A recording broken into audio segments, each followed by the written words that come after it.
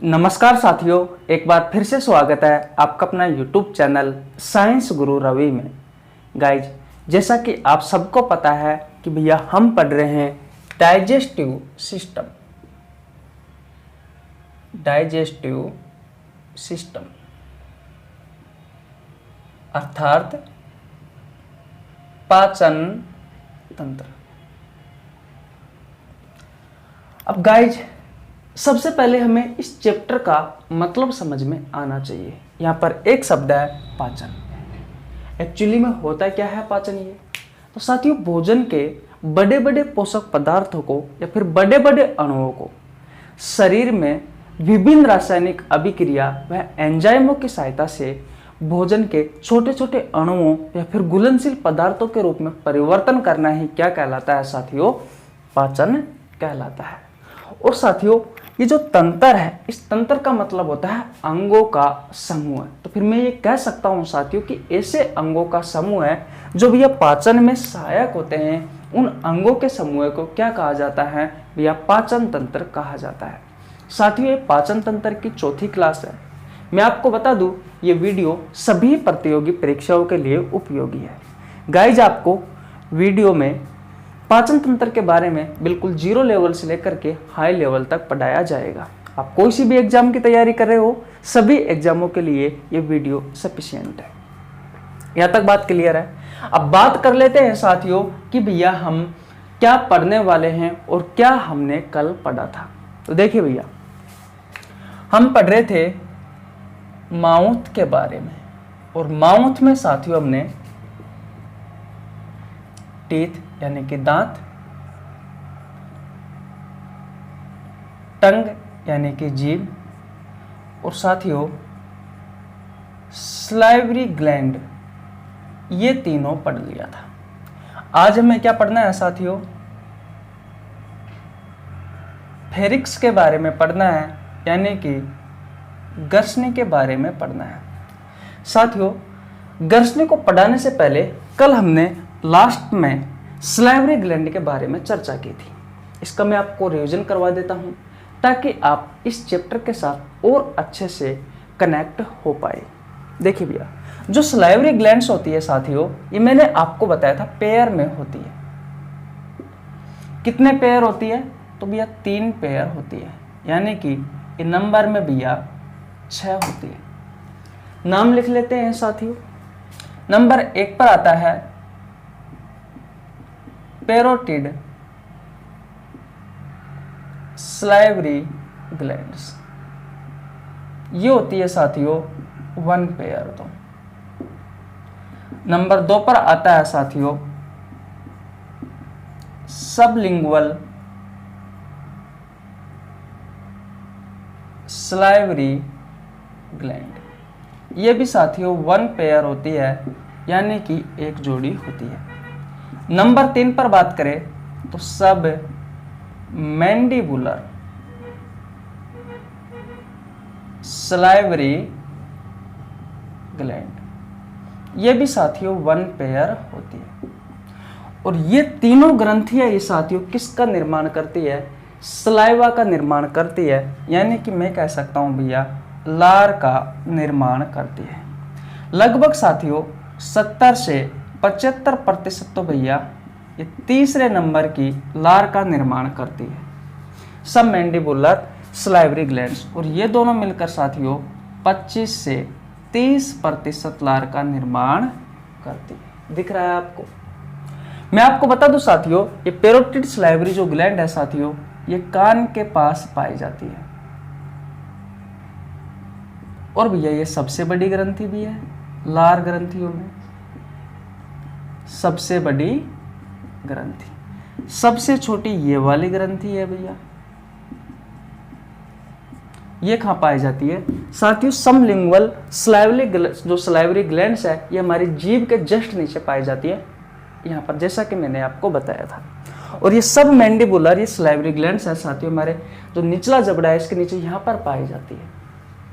ये सर्वाधिक मात्रा में साथियों लार का निर्माण करती है, लगभग 70 से 75%।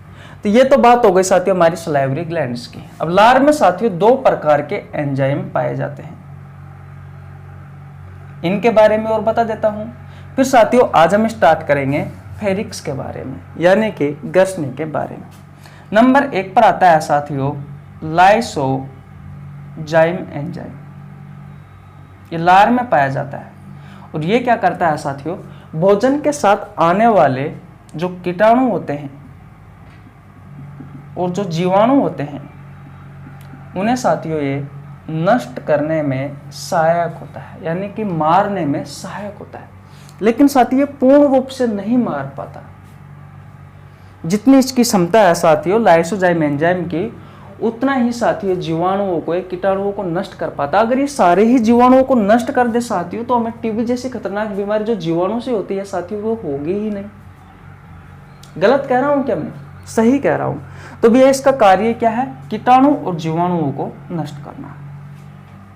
दूसरा जो एंजाइम है साथियों वो है हमारा सलाइवरी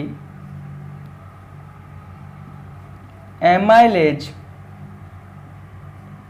एंजाइम, या फिर साथियों इसे कहा जाता है टाइलिन एमाइलेज एंजाइम। ये दोनों एक ही है भैया, बस नाम दोनों के, या फिर मैं कह सकता हूँ सलाइवरी एमाइलेज एंजाइम, फिर मैं कह सकता हूँ साथियों कि टाइलिन एमाइलेज एंजाइम। इसका कार्य देख लीजिए भैया। तो मैंने आपको बताया था साथियों कि कार्बोहाइड्रेट को मुख्य रूप से किस फॉर्म में खाते हैं? स्टार्च की फॉर्म में खाते हैं। किसकी फॉर्म में? स्टार्च की फॉर्म में। फिर मैं कह सकता हूँ मंड की फॉर्म में खाते हैं। साथियों ये एक प्रकार का पॉलीसेकेराइड कार्बोहाइड्रेट है। पॉलीसेकेराइड कार्बोहाइड्रेट है। साथियों ये जटिल अवस्था में होता है। और पाचन क्या है साथियों? पाचन में क्या होता है कि बड़े बड़े अणुओं को छोटे छोटे अणुओं में तोड़ना ही क्या कहलाता है? पाचन कहलाता है। तो भैया ये जटिल अवस्था में, कॉम्प्लेक्स अवस्था में, तो भैया स्टार्च को ये जो सलाइवरी एमाइलेज जो एंजाइम है, टाइलिन एमाइलेज ये एंजाइम है सैया साथियों, ये भैया किस में तोड़ता है? ये भैया माल्टोज में तोड़ता है। स्टार्च क्या है? कार्बोहाइड्रेट है। तो साथियों मैं कह सकता हूं कि भैया मुख गुहा में कार्बोहाइड्रेट का पाचन की शुरुआत हो गई। यहां पर साथियों माल्टोज, जो माल्टोज है साथियों, ये माल्टोज के बाद में साथियों आगे जाकर के छोटी आंत में जाकर के ये जो माल्टोज है, इस माल्टोज को जो माल्टेज एंजाइम होता है, ये माल्टेज एंजाइम साथियों ग्लूकोज प्लस ग्लूकोज में तोड़ेगा। ये माल्टेज एंजाइम साथियों छोटी आंत में पाया जाता है। तो साथियों कार्बोहाइड्रेट का पूर्ण रूप से पाचन कहां होगा? भैया छोटी आंत में होगा। पूर्णतः पाचन कहां होगा? छोटी आंत में। और साथियों सिर्फ मुख गुहा में कार्बोहाइड्रेट का अपूर्ण पाचन होता है। ये दोनों चीजें आपको ध्यान रखनी है। बट ये ध्यान रखना है साथियों कि कार्बोहाइड्रेट के पाचन की शुरुआत कहां से हो जाती है भैया? तो मुख गुहा से हो जाती है। कहां से हो जाती है मेरे भाई? मुख गुहा से हो जाती है। मुख गुहा में साथियों जो भोजन होता है भैया, इसे बोलस बोला जाता है। और जो ये बोलस है साथियों, इस बोलस की प्रकृति होती है साथियों दुर्बल क्षारीय।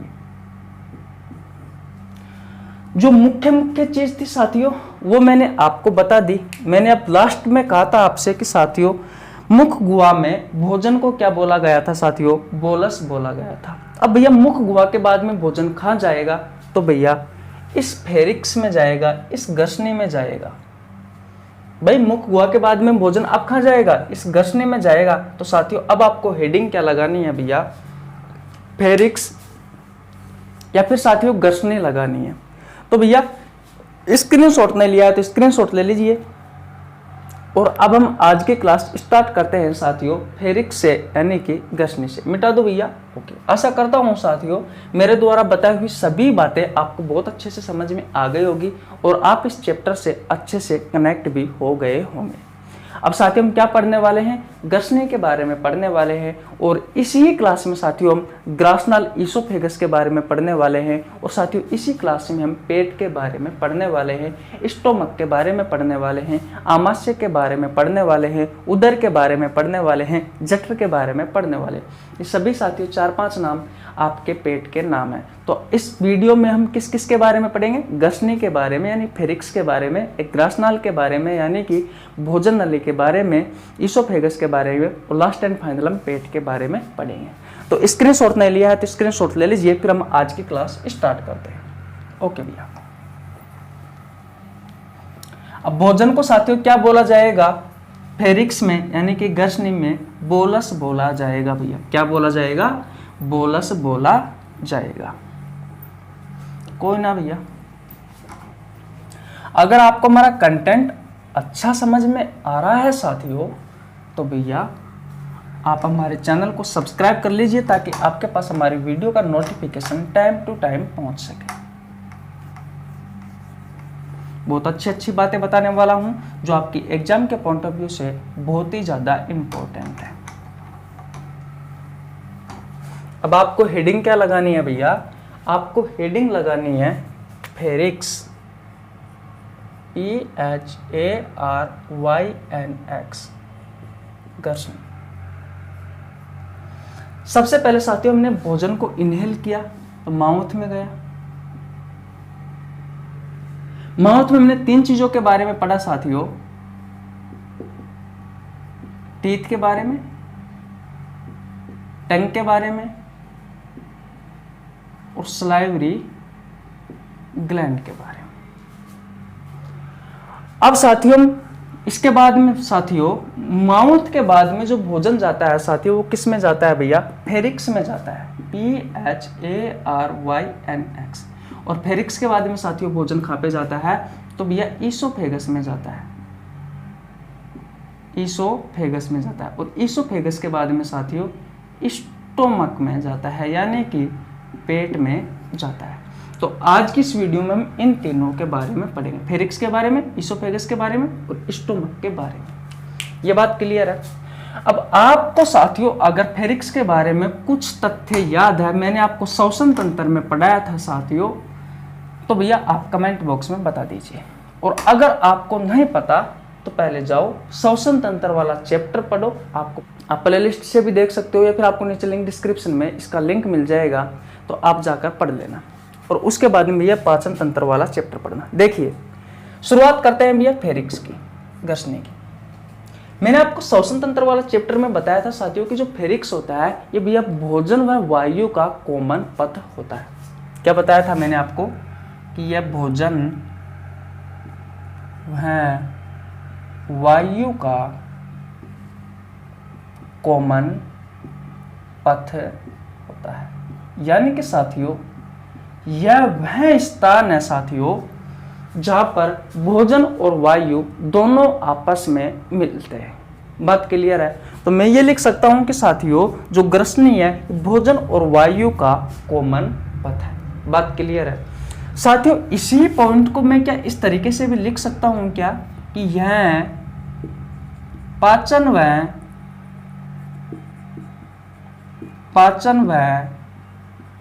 श्वसन तंत्र का कॉमन पथ है।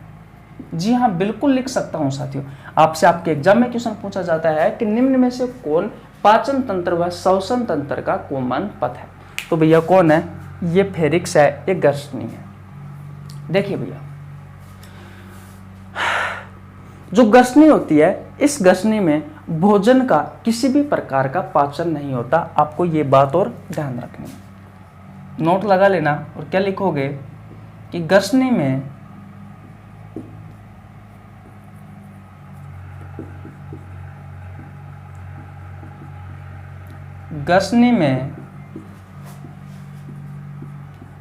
किसी भी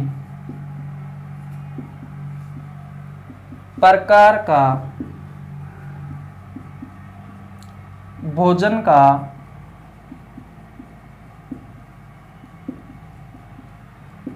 पाचन नहीं होता। अब डायग्राम की सहायता से साथियों फेरिक्स के बारे में समझते हैं। देखिए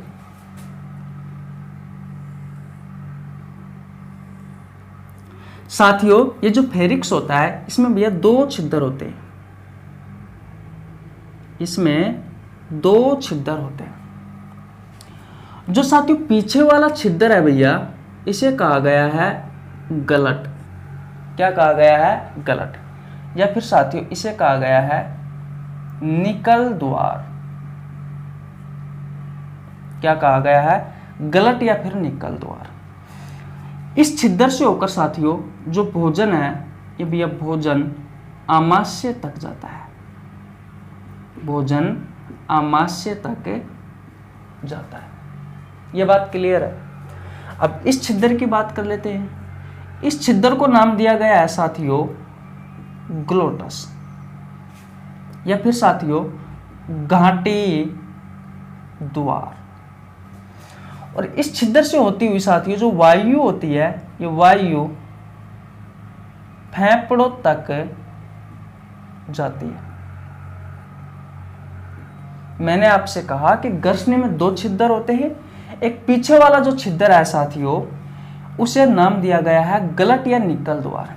इससे साथियों भोजन आमाशय तक पहुंचता है, यानी कि आपके पेट तक पहुंचता है। और जो आगे वाला छिद्र है साथियों इसे नाम दिया गया है ग्लोटस या फिर घाटी द्वार। इससे जो वायु है साथियों ये फेफड़ों तक पहुंचती है। ये बात क्लियर है।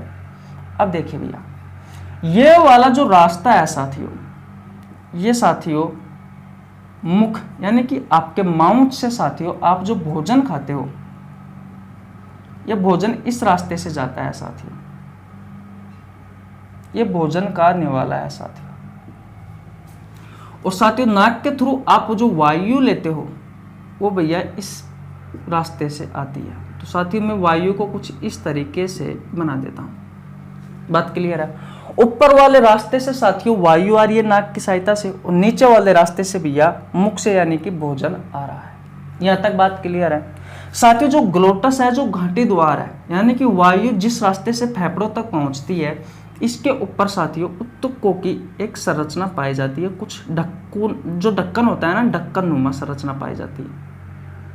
ढक्कन नुमा साथियों एक संरचना पाई जाती है। अब ये ढक्कन नुमा संरचना है साथियों, इसे नाम दिया गया है भैया एपीग्लोटस। क्या नाम दिया गया है? एपीग्लोटस। ये क्या करता है साथियों? एपीग्लोटस जब आप श्वास लेते हो साथियों तो ये खुल जाता है, और भैया ये इस रास्ते से होता हुआ साथियों कहाँ चला जाता है? जो वायु है हमारी, ये भैया हमारी फेफड़ों तक पहुंच जाती है। हमारी फेफड़ों तक पहुंच जाती है साथियों। ये एपीग्लोटस जब खुलता है तब तो भैया वायु आती है।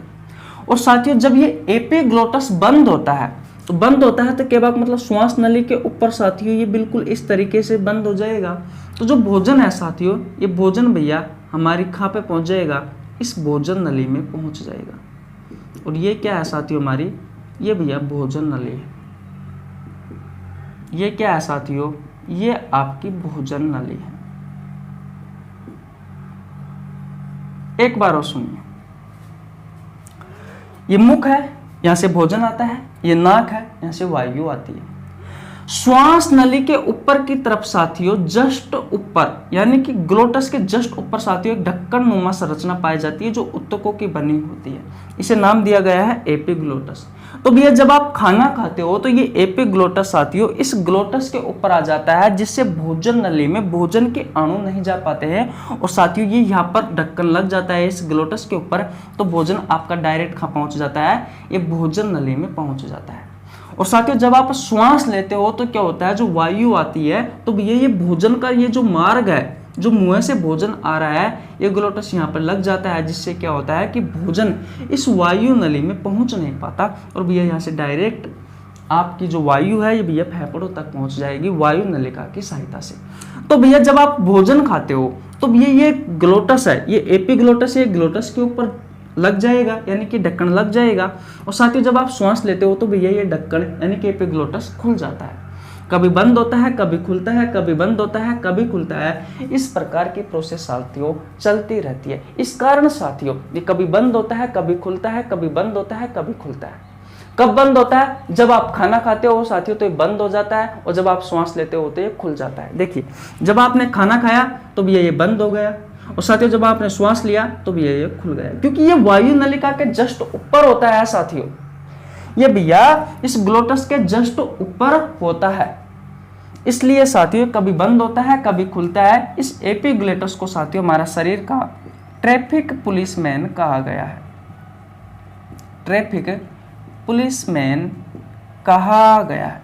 तो साथियों एसएससी सीजीएल में आपसे एक क्वेश्चन पूछा था भैया कि निम्न में से हमारे शरीर का ट्रैफिक पुलिसमैन किसे कहा गया है? तो भैया आपका राइट आंसर था एपिग्लोटस।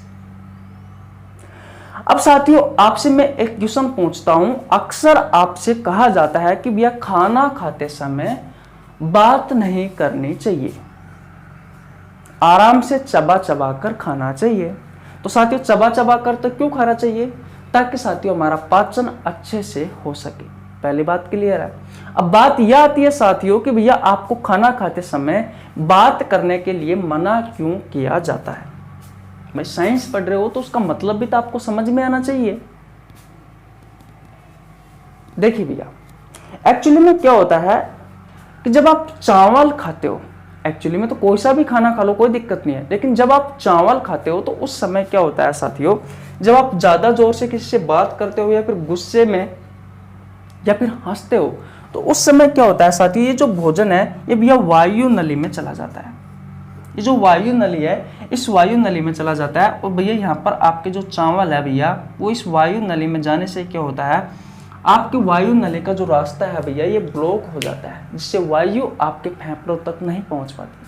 अगर भैया आपकी वायु आपके फेफड़ों तक नहीं पहुंचेगी तो होगा क्या, आपके शरीर में ऑक्सीजन की कमी होगी, और साथियों जब शरीर में ऑक्सीजन की कमी हो जाती है साथियों तो भैया आपको हार्ट अटैक जैसी समस्याओं का सामना करना पड़ सकता है।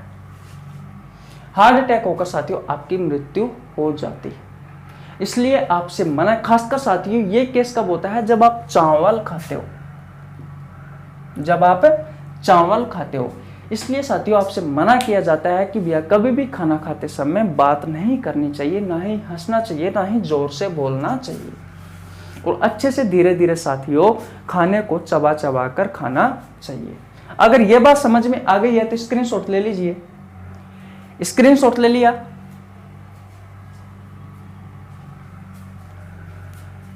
ले लीजिए भैया स्क्रीनशॉट। यही है घसने के बारे में। अब घसने के बाद में साथियों भोजन कहाँ चला जाता है भैया, इस भोजन नली में चला जाता है, इस ग्रास नाल में चला जाता है, इस ईसोफेगस में चला जाता है। तो भैया हम किसके बारे में पढ़ेंगे? अब हम पढ़ेंगे ईसोफेगस के बारे में। तो भैया स्क्रीनशॉट ले लिया हो तो मैं मिटा देता हूं। ओके,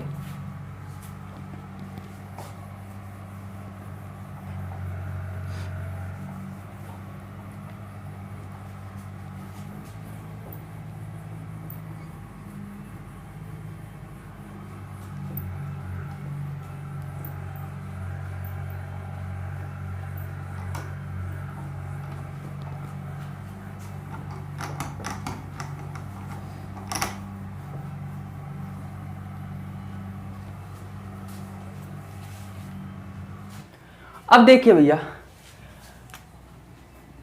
माउथ के बाद में साथियों भोजन कहां पर गया? फेरिक्स में, PHARYNX। और फेरिक्स के बाद में साथियों अब भोजन कहां जाएगा?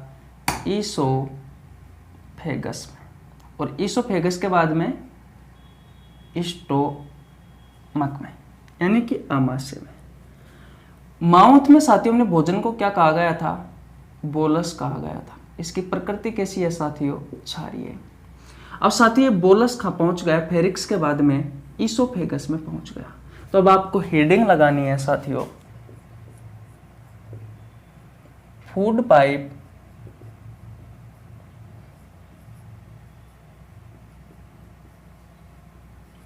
ईसोफेगस मैं कह सकता हूं कि भोजन नली, या फिर साथियों ग्रास नाल। लगा लीजिए भैया हेडिंग। अगर आपको इसके बारे में साथियों कुछ तथ्य पता है तो भैया कमेंट बॉक्स में जरूर बताओ, फिर उसके बाद में साथियों हम बात करते हैं। करें भैया बात? ओके। सबसे पहले साथियों आपसे आपके प्रतियोगी परीक्षाओं में इस ईसोफेगस से ये क्वेश्चन पूछा जाता है कि जो ईसोफेगस है साथियों इसकी लंबाई कितनी होती है। तो देखिए भैया इसकी लंबाई होती है भैया 25 सेंटीमीटर। और आपसे साथियों जो आहार नाल होता है इस आहार नाल की लंबाई भी पूछी जाती है। तो आहार नाल की लंबाई कितनी होती है साथियों? तो भैया अगर फीट में पूछे तो 33 फीट होती है और मीटर में पूछे साथियों तो 8 से 10 मीटर होती है।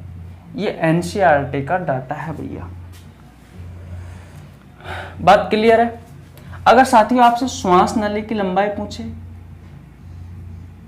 तो भैया 10 से 12 सेंटीमीटर होती है। अगर साथियों आपसे मूत्र वाहिकाओं की लंबाई पूछे साथियों तो कितनी होती है? 25 सेंटीमीटर होती है। बात क्लियर है? तो भैया ये डाटा तो आपको याद करना है तो कर लेना, कभी कभी आपसे एग्जाम में पूछ लिया जाता है। ओके भैया, भोजन नली की बात कर रहे थे तो भोजन नली की लंबाई कितनी होती है साथियों? 25 सेंटीमीटर होती है। साथियों इसमें भी भोजन का किसी भी प्रकार का पाचन नहीं होता।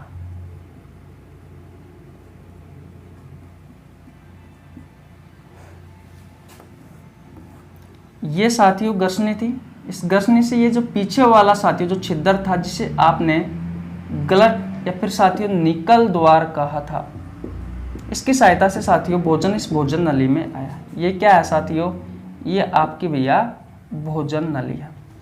इस भोजन नली का काम क्या है साथियों कि मुख से भोजन को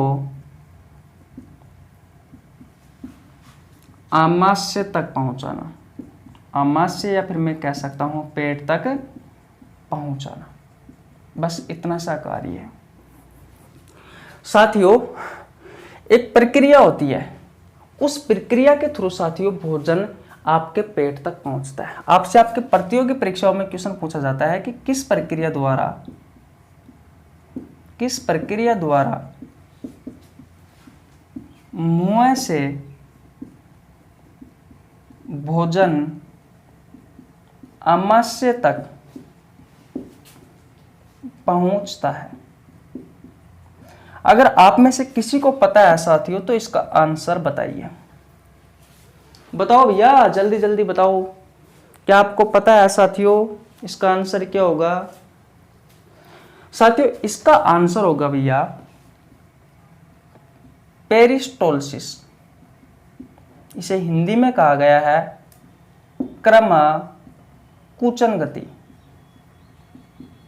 कर्माकुचन गति कहा गया। साथियों इस कर्माकुचन गति के द्वारा ही साथियों जो भोजन है ये भैया भोजन नली की सहायता से आमाशय यानी कि पेट तक पहुंचता है।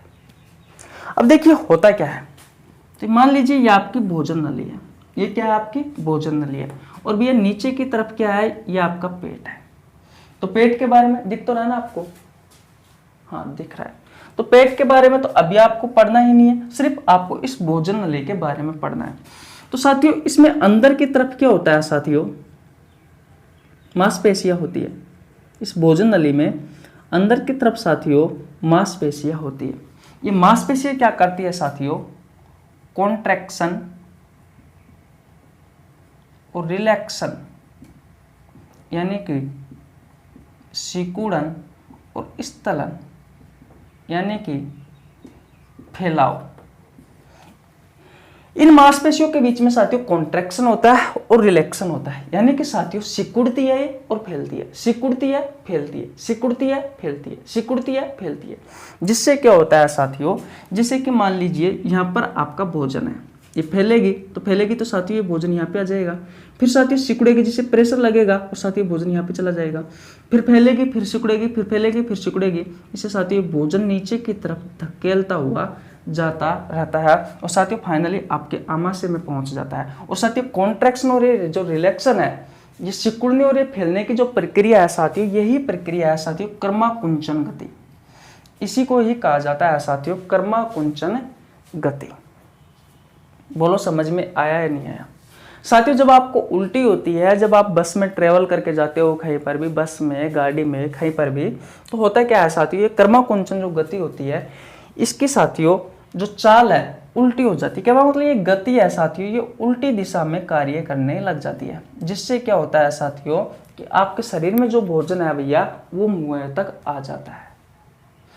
क्योंकि ये कर्माकुंचन जो गति है साथियों, कर्माकुचन जो गति है साथियों, पेरिस्टोलसिस जो गति है साथियों, ये भैया जब सीधी चलती है तब तो मुंह से भोजन साथियों कहाँ जाता है, आपके पेट तक पहुंचता है। जब ये उल्टी हो जाएगी साथियों इसकी गति, तो ये क्या होगा साथियों, जो पेट से में जो भोजन है, इस पेट के भोजन को साथियों मुंह की ओर लेकर के आता है।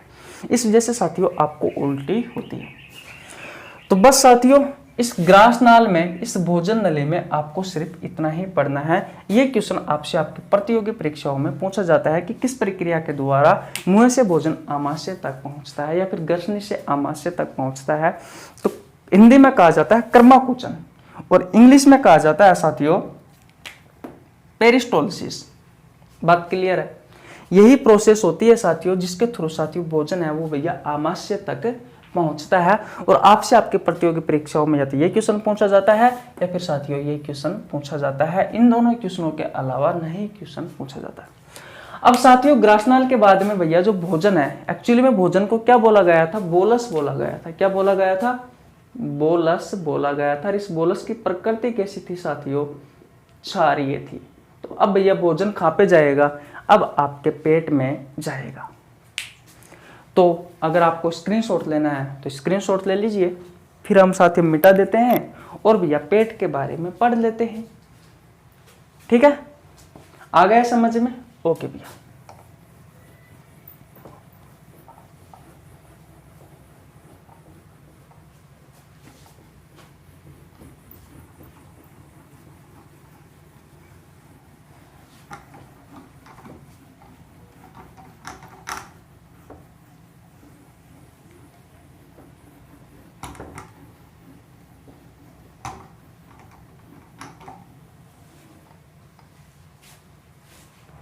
देखिए भैया अब आपको हेडिंग क्या लगानी है साथियों? अब आपको हेडिंग लगानी है आमाशय,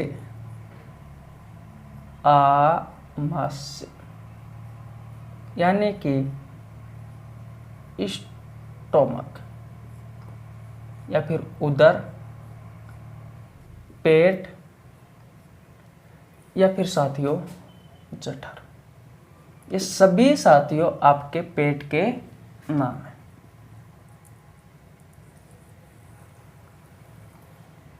देखिए भैया सबसे पहले आपसे एक क्वेश्चन पूछा जाता है आपकी प्रतियोगी परीक्षाओं में कि भैया जो पेट है उस पेट की आकृति कैसी होती है, आकार कैसा होता है। तो साथियों अंग्रेजी वर्णमाला के जे अक्षर के समान इसकी आकृति होती है। जैसे कि साथियों ये क्या है, ये आपकी भैया ईसोफेगस है, ग्रास नाल है या फिर भोजन नली है। तो साथियों कुछ इस तरीके से होता है भैया, इस तरीके से होता है। इसके साथियों तीन भाग होते हैं। एक भाग हो गया ये वाला, एक भाग हो गया साथियों ये वाला और एक भाग हो गया ये वाला। फिलहाल मैं साथियों इस आमाशय के पीएच की बात कर लेता हूं साथियों। तो इसका पीएच मान होता है 1.5 से लेकर के 2.5। मैं कह सकता हूं साथियों कि प्रबल अम्लीय इसकी प्रकृति होती है। अब साथियों मैंने आपको बताया कि आमाशय है साथियों तीन भागों में बटा हुआ होता है। जो साथियों ग्रासनाल यानी कि ईसोफेगस या फिर मैं कह सकता हूं कि भोजन नली से जो भाग जुड़ा हुआ है साथियों उसका नाम है कार्डिया। क्या नाम है? कार्डिया। जो बीच वाला भाग है साथियों उसका नाम है फंडस। और साथियों जो तीसरा है वो है साथियों पाइलोरिस। और साथियों नीचे की तरफ साथियों एक वाल्व पाया जाता है जो साथियों छोटी आंत और भैया आपके आमाशय के बीच में होता है, जो साथियों भोजन को छोटी आंत में जाने से रोकता है और इसका नाम है साथियों पाइलोरिस वाल्व यानी कि पाइलोरिस कपाट। लगभग साथियों 4 घंटे तक भोजन इसी आमाशय में ठहरता है। यानी कि साथियों पाचन तंत्र का जो सबसे लंबा कार्य है साथियों वो भैया आमाशय में होता है, यानी कि आपके पेट में होता है। बात क्लियर है? लगभग साथियों 4 घंटे तक इसमें भोजन ठहरता है। तो भैया मैं लिख लेता हूं कि इसके 3 भाग होते हैं। एक पर आता है साथियों कार्डिया जो साथियों भोजन नली से जुड़ा रहता है। दूसरा भाग है साथियों फंडस, ये मध्य वाला भाग है। और साथियों नंबर 3 पर आता है पाइलोरिस। 3 पर कौन सा है? पाइलोरिस है भैया। ये किससे जुड़ा हुआ है? ये जुड़ा हुआ होता है साथियों छोटी आंत से। छोटी आंत से जुड़ा हुआ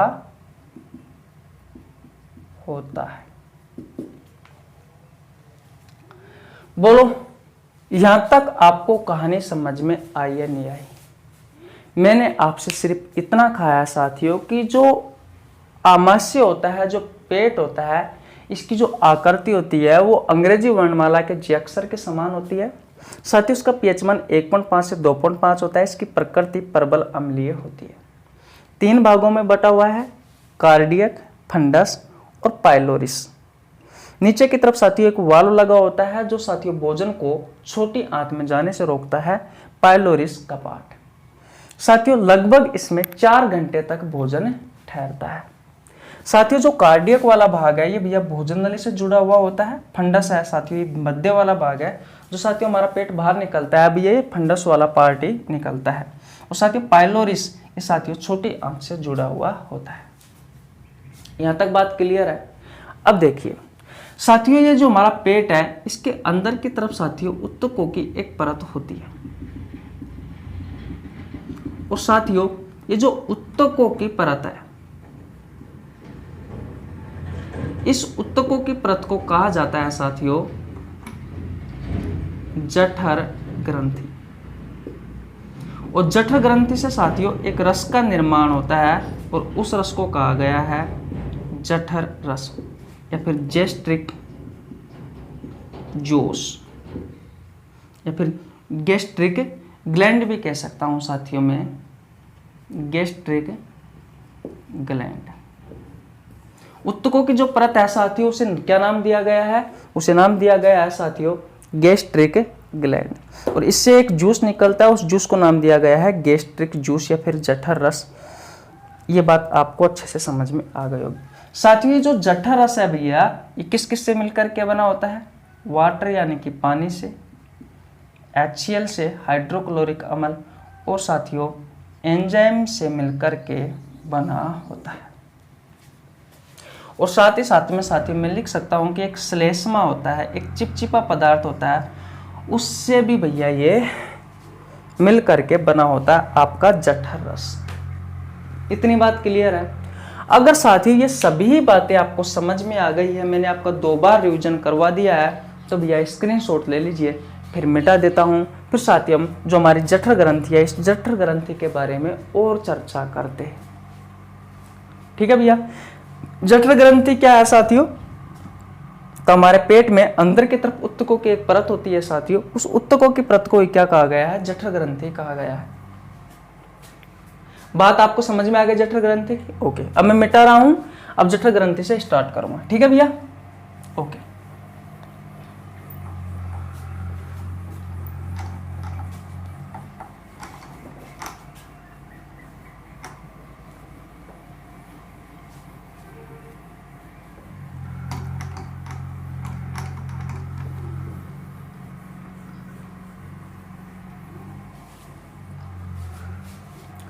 देखिए भैया,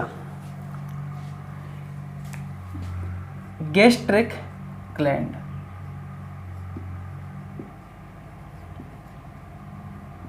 यानी कि जठर ग्रंथि क्या होती है? सॉरी, तो मैंने आपको बताया था साथियों कि आमाशय में अंदर की तरफ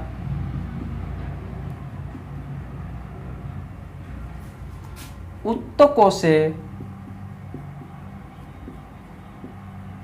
बनी एक परत होती है,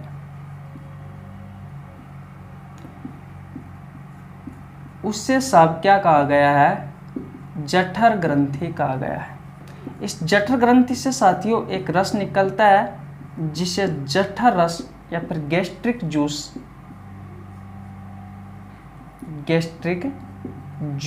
कहा गया है। इसका पीएच मान होता है साथियों 1 से लेकर के 3.5। इस जठर रस का अगर आपसे आपके एग्जाम में क्वेश्चन पूछा जाए कि भैया जठर रस का पीएच मान कितना होता है, जठर ग्रंथियों से एक रस निकलता है जिसे जठर रस कहा गया है। इस जठर रस का पीएच मान होता है साथियों 1 से लेकर के 3.5। कितना? 1 से लेकर के 3.5। तो इसकी प्रकृति भी कैसी हो जाएगी साथियों? परबल अम्ल। किस किस से मिलकर के बना होता है? तो अभी मैंने आपको बताया था कि वाटर यानी कि पानी, HCl और एंजाइम साथियों, ये मुख्यतः तीनों मिलकर ही जठर रस का निर्माण करते हैं। देखिए साथियों, जो जठर ग्रंथि है, इस जठर ग्रंथियों में साथियों 2 प्रकार की कोशिका पाई जाती है। मैंने कहा कि इस जठर ग्रंथियों में 2 प्रकार की कोशिका पाई जाती है। देखिए भैया कौन कौन सी है। नंबर 1 पर बात आती है ऑक्जिनिटिक सेल या फिर साथियों पेराइटल सेल। ये ऑक्जिनिटिक सेल क्या करती है साथियों? HCl का निर्माण करती है। HCl साथियों एक परबल अम्ल है, और साथियों इसे तेजाब भी कहा गया है। इसे तेजाब भी कहा जाता है। इसके संपर्क में साथियों कुछ भी आ जाए ये सबको नष्ट कर देता है, बहुत ज़्यादा प्रबल होता है। इसका पीएच मान कितना होता है आपको मैं आगे बताऊंगा। लगभग साथियों 0 से लेकर के 6.9 तक होता है, यानी कि बिल्कुल बहुत ज़्यादा प्रबल होता है भैया। इसे तेजाब भी कहा जाता है। इस HCl की फुल फॉर्म होती है साथियों हाइड्रो क्लोरिक अम्ल। यह है भैया आपका HCl। इसका निर्माण कौन करती है? ऑक्जिनिटिक सेल या फिर पेराइटल सेल। दोनों ही एक ही नाम अलग अलग है, या तो आप ऑक्जिनेटिक सेल कह दीजिए या फिर पेराइटल सेल कह दीजिए। ये साथियों सेल कहाँ होती है? तो भैया जठर ग्रंथियों में 2 प्रकार की सेल पाई जाती है, जिनमें से एक सेल है ये ऑक्जिनेटिक सेल। दूसरी ग्रंथि की बात कर लेते हैं, दूसरी कोशिका की बात कर लेते हैं। तो साथियों दूसरी कोशिका है चीप सेल या फिर साथियों पेप्टाइड सेल। और ये क्या करती है साथियों? 2 एंजाइम का निर्माण करती है। 2 एंजाइम का निर्माण करती है। वो दोनों एंजाइम कौन कौन से हैं? तो एक तो है साथियों पेप्सिनोगेन एंजाइम, और एक है साथियों प्रोरेनिन एंजाइम, ये दोनों ही साथियों फिलहाल निष्क्रिय अवस्था में है, यानी कि ये एक्टिव नहीं है, नॉन एक्टिव है। बोलो भैया, क्या समझ में नहीं आया आपको? मैंने ये कहा कि आमाशय के अंदर की तरफ साथियों ऊतकों की एक परत होती है, उस परत को क्या कहा जाता है? जठर ग्रंथि कहा जाता है। ये जठर ग्रंथि साथियों एक रस का निर्माण करती है जिसे जठर रस कहा जाता है। ये जठर रस का पीएच मान होता है 1 से लेकर के 3.5 तक, यानी कि प्रबल अम्लीय होता है। ये साथियों पानी से, HCl से और एंजाइमों से साथियों ये जठर रस मिलकर के बना होता है। एक कहानी तो ये हो गई नॉर्मल। दूसरी कहानी साथियों, ये जो जठर ग्रंथि है इसमें 2 प्रकार की कोशिकाएं पाई जाती है। एक पाई जाती है ऑक्जिनेटिक सेल, या फिर इसे साथियों पेराइटल सेल भी कहा जाता है, जो साथियों HCl का निर्माण करती है। HCl साथियों एक प्रबल अम्ल है, इसे तेजाब भी कहा जाता है, और साथियों इसका पूरा नाम होता है हाइड्रोक्लोरिक अम्ल। इसके संपर्क में साथियों जो भी आए उसको नष्ट कर देगा, बहुत खतरनाक होता है, हमारे पेट में पाया जाता है। बताऊंगा इसके कार्य क्या क्या है साथियों।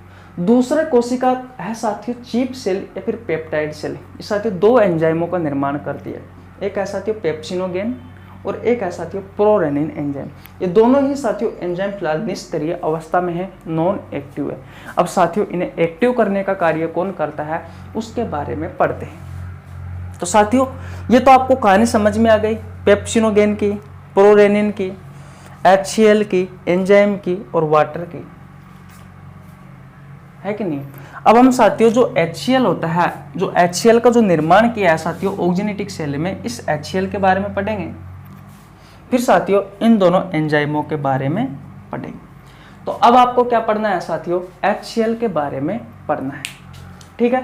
तो भैया स्क्रीनशॉट ले लीजिए, फिर हम आगे चलते हैं। आशा करता हूँ साथियों ये कहानी आपको बहुत अच्छे से समझ में आ गई होगी। मिटा दो भैया, ओके।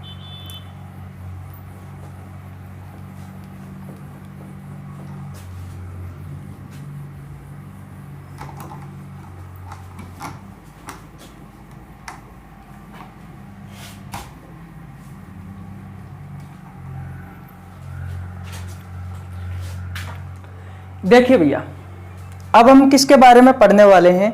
अब हम पढ़ने वाले हैं HCl के बारे में। तब आप हेडिंग लगा लीजिए, HCl के कार्य। HCl का निर्माण साथियों किसने किया? आपकी जठर ग्रंथियों में एक कोशिका पाई जाती है ऑक्जिनेटिक सेल या फिर पेराइटल सेल, इसने भैया इस HCl का निर्माण किया। तो साथियों इस HCl का कार्य क्या होता है? तो साथियों भोजन के साथ आने वाले कीटाणु जीवाणुओं को नष्ट करने में सहायक होता है, नष्ट करने में सहायक होता है। जब साथियों मैंने आपको सलाइवरी ग्लैंड पढ़ाई थी, सलाइवरी ग्लैंड क्या करती है साथियों? लारी ग्रंथि क्या करती है? सलाइवा यानी कि लार का निर्माण करती है। और लार में साथियों 2 प्रकार के एंजाइम थे, एक तो था लाइसोजाइम एंजाइम और दूसरा था भैया टाइलिन एमाइलेज एंजाइम या फिर सलाइवरी एमाइलेज एंजाइम। तो साथियों जो लाइसोजाइम जो एंजाइम था, लाइसोजाइम जो एंजाइम था ये क्या करता था साथियों? ये भी भैया आपके मुंह में भोजन के साथ आने वाले जो कीटाणु और साथियों जो जीवाणु थे उनको नष्ट करने का कार्य करता था। जो साथियों जीवाणु बच गए उन्हें और कौन मारता है साथियों? आपका HCl मारता है, क्योंकि साथियों ये प्रबल होता है। अम्ल का पीएच मान पता है कितना होता है? अम्ल का पीएच मान होता है 0 से लेकर के 6.9 तक, बहुत ज्यादा प्रबल होता है साथियों। इसके संपर्क में जो भी आएगी ये उनको नष्ट कर देता है। बात आपको समझ में आ गया? तो साथियों जो पेट में आ गया जीवाणु उनको तो नष्ट कर देगा, लेकिन साथियों सांस के थ्रू अगर हमारे फेफड़ों तक पहुंच गया तो साथियों फिर वो बीमारी अलग हो जाती है। इतनी बात आपको क्लियर है कि भैया ये भोजन के साथ आने वाले कीटाणु और जीवाणुओं को नष्ट करने में सहायक होता है। एक्चुअली में होता क्या है साथियों कि जब हम कोई स्पाइसी खाना खा लेते हैं, जैसे कि कचौरी, समोसा, चाउमीन, बर्गर, या फिर ज़्यादा मसालादार जो चीज़ खा लेते हैं, स्पाइसी चीज़ खा लेते हैं, स्पाइसी खाना खा लेते हैं साथियों, तो होता क्या है, हमारे शरीर में एक बीमारी होती है, हमारे शरीर में नहीं, हमारे पेट में एक बीमारी होती है, एसिडिटी। एसिडिटी, इस एसिडिटी में क्या होता है साथियों, अम्लीयता बढ़ जाती है। आपका पेट की जो अम्लीयता है साथियों वो बढ़ जाती है, यानी कि जो अम्लीयता है साथियों आपके पेट की, वो भैया अधिक हो जाती है, इंक्रीज हो जाती है, बढ़ जाती है। अब ये एसिडिटी में क्या होता है साथियों, तो आपको पता है एसिडिटी एक बीमारी है जिसमें हमारे पेट में गैस बनती है। हमारा जो पेट है इसमें साथियों ऐसा अपन को ऐसा महसूस होता है जैसे कि अपना शरीर, अपना पेट है साथियों, वो अंदर से जल रहा हो, या फिर साथियों में खट्टी खट्टी सी डकारी आती है। ये सारी प्रॉब्लम है साथियों एसिडिटी की। जब हम स्पाइसी जैसे चाउमीन, बर्गर, समोसे, कचौरी जब खा लेते हैं साथियों, या फिर अधिक मसालेदार खाना खा लेते हैं, तब साथियों आपको एसिडिटी होती है। इसमें क्या होता है, आपकी अम्लीयता बढ़ जाती है। तो आप डॉक्टर के पास जाते हो या फिर आपके घर वाले आपसे कहते हैं कि भैया आप इनो खा लीजिए। इनो क्या होता है साथियों, कि भैया प्रति अमल होता है, ये प्रति अमल होता है, यानी कि भैया इसमें क्षार होती है MgOH2, मैग्नीशियम हाइड्रोक्साइड, एक क्षार होती है साथियों। इसका एक घोल होता है जो आपके पेट में जाएगा साथियों, तो फिर होता है क्या है, आपके पेट में अम्लीयता ज्यादा है, यानी कि HCl है। अब HCl के साथ में साथियों ये MgOH2, मैग्नीशियम हाइड्रोक्साइड, ये तो क्या है, ये तो अम्ल है, और ये क्या है, ये एक क्षार है। जब दोनों आपस में क्रिया करेंगे तो क्या बनाएगा, MgCl2 प्लस में H2O। ये क्या है, ये साथियों साल्ट है, नमक है, और साथियों ये क्या है, पानी है। तो आपको पता है जब अम्ल और क्षार आपस में क्रिया करेंगे साथियों, तो भैया उदासीन बनेगा। तो साथियों जिससे आपकी एसिडिटी ठीक हो जाती है, किसके सेवन करने से, इनो के सेवन करने से। इसलिए साथियों आप इनो का उपयोग करते हो। बोलो आपको बात समझ में आई या नहीं आई। छोटी सी कहानी थी, आपको बहुत अच्छे से समझ में आ गई होगी कि आप इनो का सेवन क्यों करते हैं, क्योंकि एसिडिटी को दूर किया जाता है। एसिडिटी में क्या होता है, आपके पेट की अम्लीयता है साथियों उसकी मात्रा बढ़ जाती है। और साथियों जो इनो होता है ये एक प्रति अमल होता है, एंटासिड होता है। इसमें क्या होती है, क्षार का एक घोल होता है। जब अम्ल और क्षार आपस में मिलाएंगे साथियों तो नमक और साथियों जल का निर्माण होगा, यानी कि उदासीन हो जाएगा आपका पेट, जिससे आपकी एसिडिटी ठीक हो जाएगी। तो आपका जो पेट में जो गैस बनने की जो समस्या है, खट्टी खट्टी डकार आने की जो समस्या है साथियों, वो ठीक हो जाएगी। तो इसमें क्या होता है साथियों, ये तो आपको समझ में आ गया, इसका छोटा मोटा कार्य तो है कि नहीं है। अब और कार्य के बारे में चर्चा कर लेते हैं कि भैया और HCl क्या करता है। तो देखिए भैया, दूसरी कोशिका कौन सी थी साथियों, दूसरी कोशिका थी चिप सेल, या फिर साथियों पेप्टाइड सेल, जो भैया किसमें थी, जठर ग्रंथियों में थी। मैंने आपको बताया कि जठर ग्रंथियों में दो प्रकार की कोशिका पाई जाती है, एक तो ऑक्जेनेटिक या फिर साथियों पेराइटल, और दूसरी थी कौन सी थी, दूसरी थी भैया चिप सेल या पेप्टाइड सेल। जो पहले थी साथियों ऑक्जेनेटिक सेल, वो तो HCl का निर्माण कर रही थी, और दूसरी थी साथियों जो चिप सेल या पेप्टाइड सेल, ये भैया किसका निर्माण कर रही थी, एंजाइमों का निर्माण कर रही थी। एक कौन कौन सा था, एक तो था साथियों पेप्सिनोजन, एक तो था पेप्सिनोजन, और एक था साथियों प्रोरेनिन। ये दोनों ही साथियों निष्क्रिय अवस्था में है, और इन दोनों को साथियों HCl जो होता है वो क्या कर देता है, HCl इन्हें सक्रिय कर देता है। इस पेप्सिनोजन को तो साथियों पेप्सिन में बदल देता है, और साथियों जो प्रोरेनिन है इसे भैया रेनिन में बदल देता है। बोलो, ये इंपॉर्टेंट है ये दोनों कहानी, कि भैया आमाशय में उपस्थित जो एंजाइम होते हैं पेप्सिनोजन और साथियों प्रोरेनिन, उन्हें सक्रिय करने का कार्य कौन करता है, तो भैया HCl करता है। ये आपसे आपकी प्रतियोगी परीक्षाओं में पूछा जाता है। तो आशा करता हूँ HCl की बस ये इतनी सी कहानी है, आपको बहुत अच्छे से समझ में आ गई होगी। अब साथियों हम किसके बारे में पढ़ेंगे, इस पेप्सिन एंजाइम के बारे में पढ़ेंगे और रेनिन एंजाइम के बारे में पढ़ेंगे कि भैया ये दोनों क्या करते हैं। ठीक है, स्क्रीनशॉट नहीं लिया है तो स्क्रीनशॉट ले लीजिए, मैं मिटा देता हूँ।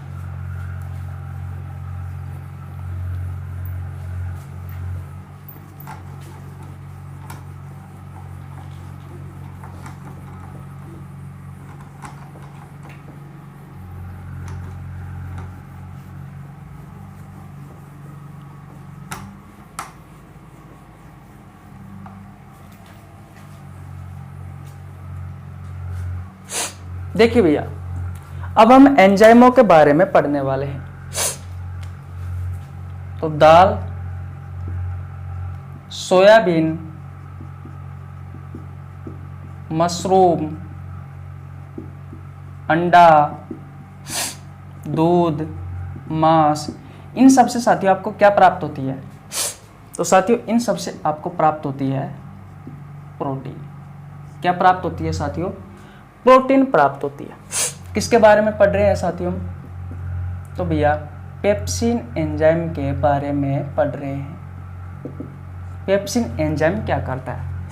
तो साथियों जो प्रोटीन होती है, जो हमें दाल से, सोयाबीन से, मशरूम से, अंडा से, दूध से, मांस से प्राप्त हुई है, इस प्रोटीन को ये जो पेप्सिन एंजाइम है ये किस में कन्वर्ट करेगा?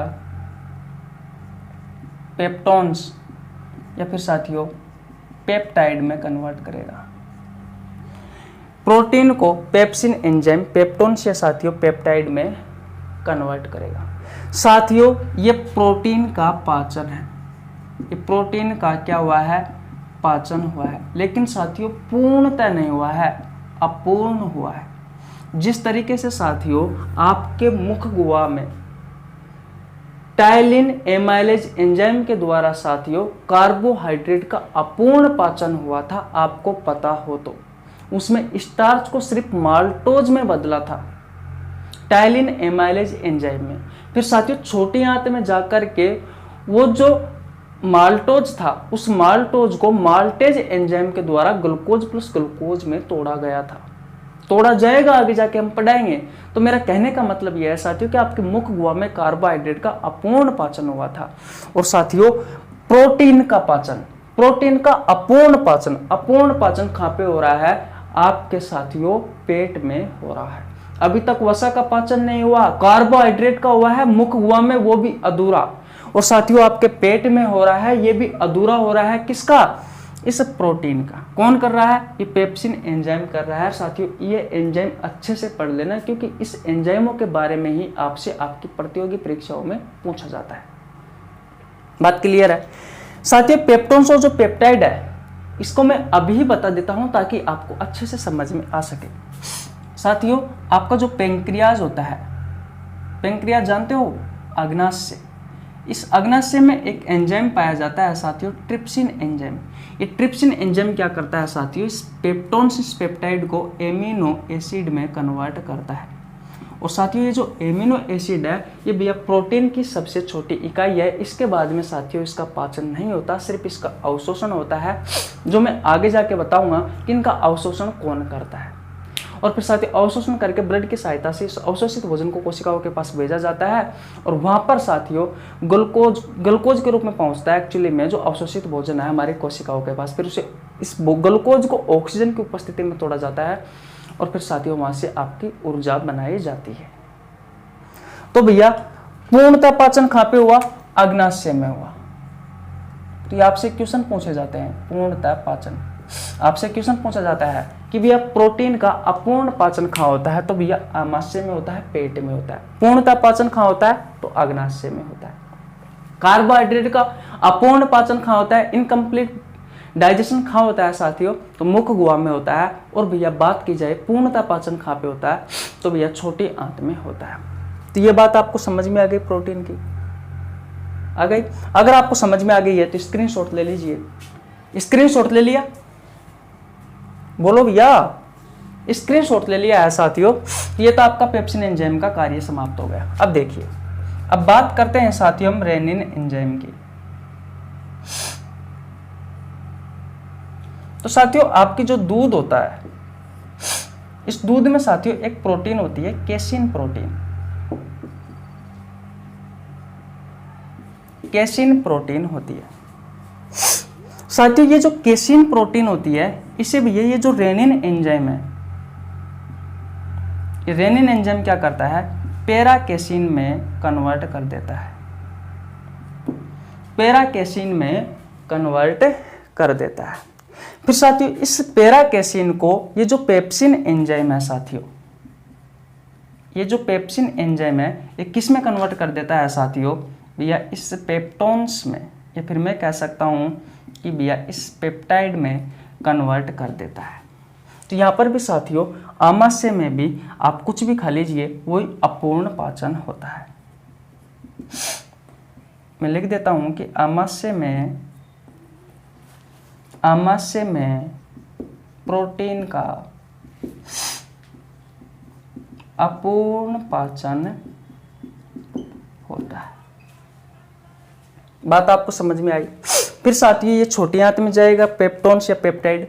फिर ये छोटी आंत में जो अग्नाशय भाग है साथियों, जो अग्नाशय ग्रंथि है, अग्नाशय ग्रंथि से एक एंजाइम निकलता है ट्रिप्सिन एंजाइम। ये ट्रिप्सिन जो एंजाइम है साथियों, मैं ऐसा क्यों बोल रहा हूँ साथियों कि छोटी आंत में जाएगा तो अग्नाशय में फिर ये ट्रिप्सिन एंजाइम निकले, क्योंकि साथियों छोटी आंत में ही अग्नाशय और लीवर को पढ़ा जाता है, इस वजह से। तो अग्नाशय ग्रंथि से साथियों एक एंजाइम निकलेगा ट्रिप्सिन एंजाइम। ये भैया इस पेप्टोन्स या पेप्टाइड को किस में कन्वर्ट करेगा, एमिनो एसिड में कन्वर्ट करेगा। और एमिनो एसिड ही साथियों प्रोटीन की सबसे छोटी इकाई है। तो आशा करता हूं साथियों ये दोनों चीज आपको बहुत अच्छे से समझ में आ गई होगी। साथियों ये जो रेनिन एंजाइम है ये भैया बच्चों में अधिक होता है और ये वयस्क में नहीं होता। बस इस चीज का आपको ध्यान रखना है। बोलो आपको ये दोनों एंजाइमों के बारे में समझ में आया नहीं आया? छोटी सी बात है, कुछ नहीं है। आपने दाल खाई, सोयाबीन खाया, मशरूम खाया, अंडा खाया, दूध खाया, मांस खाया, इनसे आपको प्रोटीन प्राप्त हुई। जठर ग्रंथियों से साथियों दो कोशिका थी जठर ग्रंथियों में, एक तो थी ओक्जिनेटिक और एक थी साथियों चीप सेल। चीप सेल साथियों ये दो एंजाइम है, इन दोनों एंजाइमों को निर्माण करती है लेकिन निष्क्रिय अवस्था में। फिर साथियों इन्हें सक्रिय कौन बनाता है, HCl एंजाइम बनाता है। बात क्लियर है? तो एक तो था पेप्सिन एंजाइम और दूसरा था साथियों रेनिन एंजाइम। पेप्सिन एंजाइम क्या करता है, इस प्रोटीन को साथियों पेप्टोन से पेप्टाइड में कन्वर्ट करता है। रेनिन एंजाइम क्या करता है, दूध में साथियों केसिन प्रोटीन पाई जाती है, इस केसिन प्रोटीन को पैराकेसिन में कन्वर्ट करता है रेनिन एंजाइम। फिर इस पैराकेसिन को साथियों जो पेप्सिन एंजाइम है ये पेप्टोन से पेप्टाइड में कन्वर्ट करता है। आगे जाके साथियों इसका और पाचन होगा। फिलहाल ये साथियों आमाशय में इस प्रोटीन का अपूर्ण पाचन हुआ है। फिर आगे जाके मैंने आपको बताया था कि अग्नाशय में ट्रिप्सिन एंजाइम पाया जाता है, ये जाकर के साथियों पूर्णतः प्रोटीन का पाचन करता है। जो साथियों ट्रिप्सिन एंजाइम है पेप्टोन्स या पेप्टाइड को किस में कन्वर्ट करता है, एमिनो एसिड में कन्वर्ट करता है। वो सारे कहानी भी साथियों मैं आपको बताने वाला हूँ। और साथियों अगर आपको पर्सनली इस एंजाइमों पर क्लास लेनी है साथियों तो मैंने आपसे 3 क्लास ले रखी है। एक में मैंने प्रोटीन का पाचन बताया हुआ है कि हमारे शरीर में प्रोटीन का पाचन किस तरीके से होता है, आप सर्च कर लीजिए यूट्यूब पर आ जाएगा। दूसरी क्लास है कार्बोहाइड्रेट का पाचन किस तरीके से होता है, ये भी मैंने क्लास ले रखी है। और साथियों लास्ट एंड फाइनल वसा का पाचन किस तरीके से होता है हमारे शरीर में, ये क्लास भी मैंने ले रखी है। तो तीनों एंजाइमों पर मैंने क्लास ले रखी है। अगर आपको डिटेल में पढ़ना है तो आप हमारे चैनल पर जाकर चेकआउट कर लेना, आपको प्लेलिस्ट में मिल जाएगा और आप मेरी वीडियो देखोगे तो आपको वहाँ भी मिल जाएगा। तो आशा करता हूँ साथियों कहानी आपको समझ में आ गई होगी। अगर आपने स्क्रीनशॉट नहीं लिया है तो ये स्क्रीनशॉट ले लीजिए। फिर साथियों इस आमाशय में छोटी मोटी कहानी रह गई है उसके बारे में चर्चा कर लेते हैं। फिर साथियों आज की क्लास खत्म करते हैं। ले लिया भाई स्क्रीनशॉट? ओके।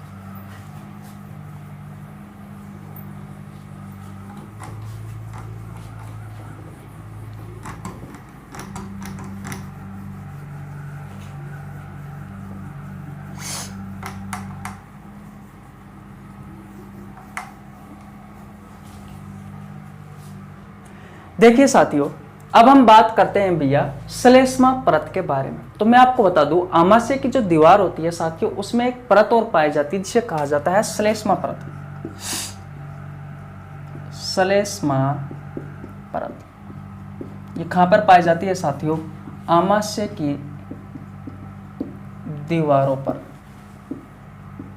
आमाशय की जो दीवार होती है साथियों उस दीवारों पर भैया एक परत होती है जिसे कहा गया है श्लेष्मा परत। साथियों ये जो श्लेष्मा परत है भैया, ये एक चिपचिपा पदार्थ का निर्माण करता है, चिपचिपा पदार्थ का निर्माण करती है। और साथियों ये जो चिपचिपा पदार्थ है इसकी प्रकृति कैसी होती है, तो इसकी प्रकृति भैया क्षारीय होती है, क्योंकि साथियों आपके पेट में HCl है। और ये जो साथियों ये जो चिपचिपा पदार्थ है इसकी प्रकृति क्षारीय है, और HCl क्या है साथियों, अम्ल है। तो साथियों ये जो चिपचिपा पदार्थ है भैया, ये HCl के प्रभाव को कम करता है। तो मैं लिख सकता हूं कि यह HCl के प्रभाव को कम करता है, यानी कि हमें एसिडिटी से बचाता है। आपको पता है जब HCl का प्रभाव ज़्यादा हो जाता है, हमारे पेट में अम्लीयता बढ़ जाती है साथियों, तो हमें एसिडिटी हो जाती है। किस तरीके से कम करता है, तो भैया ये तो है अम्ल HCl तो, और साथ ही चिपचिपा जो पदार्थ है साथ ही इसकी प्रकृति होती है क्षारीय। और अम्ल और साथियों जब क्षार आपस में मिलते हैं साथियों, तो साल्ट या साथियों पानी, इनका निर्माण होता है। और ये दोनों ही साथियों क्या कहलाता है, उदासीनीकरण। यानी कि जब अम्ल और क्षार की प्रक्रिया होती है साथियों, तो उदासीन का निर्माण होता है। तो जो भी है साथियों उसको ये उदासीन कर देता है, साल्ट और पानी का निर्माण होता है। तो श्लेष्मा परत के बारे में कभी कभी आपसे एग्जाम में पूछ लिया जाता है, इस बात का ध्यान रखना।